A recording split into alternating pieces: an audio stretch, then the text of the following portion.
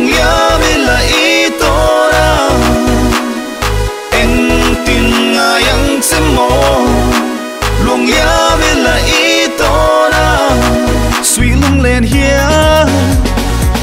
cả hồi về là cho ta anh ri ya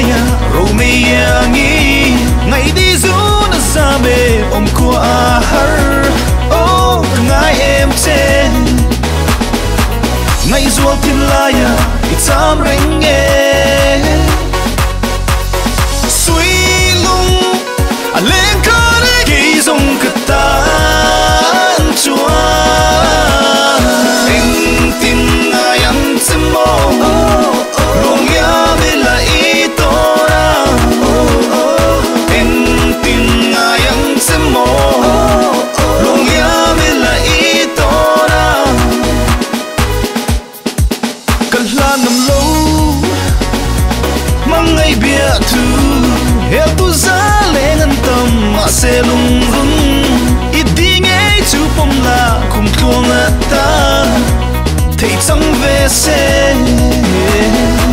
nắng nè nó trên lâu từ đi tiêm chú nắng nè nó từ đi tiêm chú suy lung à lên có để ghi dòng cả tan chúa anh tin ai ăn xem mò lòng ya mi là ý to ra anh tin ai ăn xem mò lòng ya mi là ý to ra cần là nằm lâu